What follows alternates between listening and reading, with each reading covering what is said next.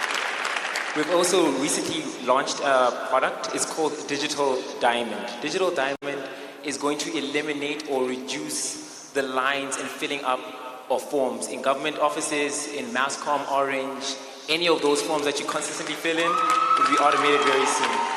The project that we're working on in the background, it should roll out in the next year and a half. Being realistic. How old are you? 25. 25? Yes. No one in our company is over 25. The whole company. For my employees. That's great, man. Congratulations. Thank you. And finally, we are introducing the first mobile digital truck to Botswana. So events like these can be seen even in the villages. We'll be able to drive around. It has an automated door on the side as well.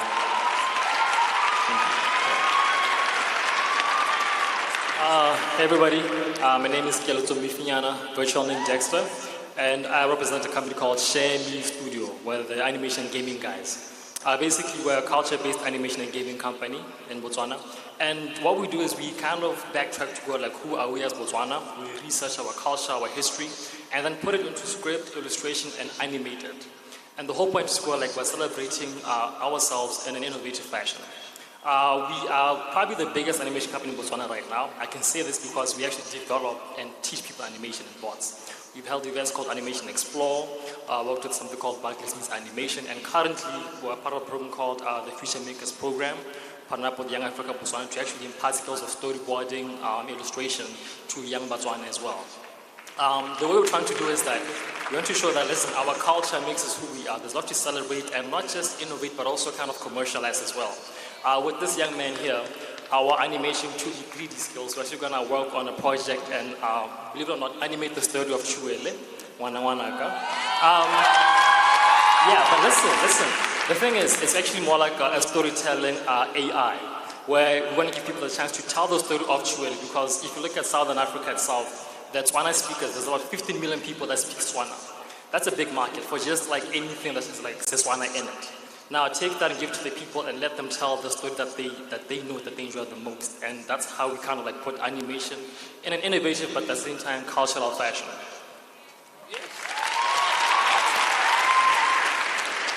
See, that's the type of content that you put on television. Exactly. Because, you know, if you're talking about 50 million people speak Tswana, yeah. They speak what? Tswana, like within Southern Africa, we're talking Botswana, South Africa, Namibia, people who, when I say Dumelang, understand Tswana from Botswana. See, that show alone, it's a market. Children's animation is a big thing my son had been talking about. That's his niche. Oh, we're going to talk. I know you're going to talk. Yeah, that's what I'm talking about, players. See how that works? You know, that's great, man. Congratulations to all of you. I think that's, to be so young. But I knew with so many gifted people in here, you have ideas. It's all in your imagination. You just got to work hard. Congratulations. Congratulations to all of you. Sir, before I leave, I would just like to give you and your wife, Masisi, First Lady, gifts for the shirts. Hold on. So you can remember Botswana when you leave. Yeah, I'll hold the mic for you because you probably need to talk. And you holding this here right here. So here it is, animated. Push a BW. And over here, Masisi, I hope I did a good job. Yeah, that's hot, man. That's nice. First Lady. Wow. Marjorie, we also got you. Oh, that's Steve, sorry.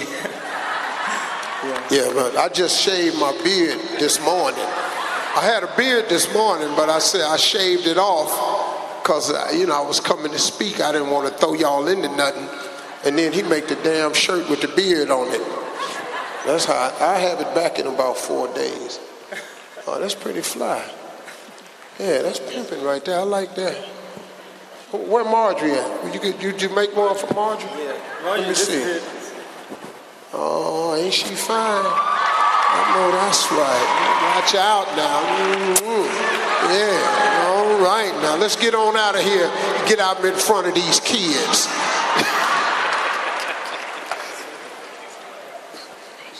Check. And then another exciting project is the fact that as Jamie's Beauty, we kind of like go Botswana. So it's like 5 shareholders, directors. I think our CFO is somewhere here. For the record, guys, I don't do animation. I'm just the CEO and head of marketing. We work with people to for skills and whatnot, right? For our government of Botswana, our culture is not just the culture itself, the food and clothing. It's the location, the people, the languages, you know.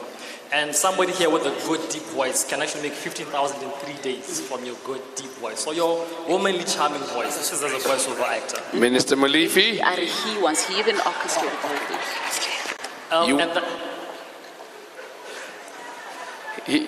He wants to moonlight. We can work together. After cabinet. With a good mature voice like that, there's a lot. And not just that, but we're also trying to get into projects that celebrate our country, including animating the Botswana coat of arms. Now, this is a project that actually gets into the nitty-gritties of like, listen, what legal consideration should be made to actually economize and, you know, commercialize aspects of our country as a people. And I'm trying to reach out to everybody here, like, listen, the gift that you can have, whether it's your voice or your stories, your imagination, your drawing, it can actually be monetized and commercialized. And it's like, it's free, you have it. So if you guys wanna, you know, use what you have, let's animate, let's make games, let's do everything. Congratulations. Yes, this is a great team. Absolutely. But you know, thank you. I think in the presence of the team, just hang on, just stick around and witness this, because young people are great. I'd like, on your behalf, on behalf of Botswana and Botswana, to express to Steve, particularly, how very deeply grateful we are. And to do that, there's a young Botswana called Tabiso, who I'm going to ask will come on. He taught himself to do something, and he has a surprise to give to Steve. So, hold your breath. Don't tell him what it is. Please present your gift to Steve. Man,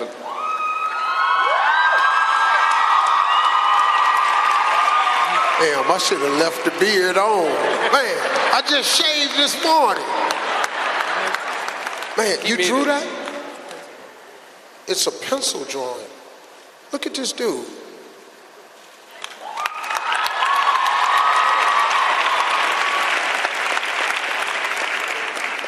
I'm gonna have to get the beard back, man. I thought, God, dog. We going to the Okavango Delta tomorrow. I've never been there.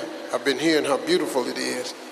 And so I had a beard back by Monday, because I ain't gonna shave, so I have it back by Monday. Wow, that's hot, man. What's your name? Tabiso Kefalot.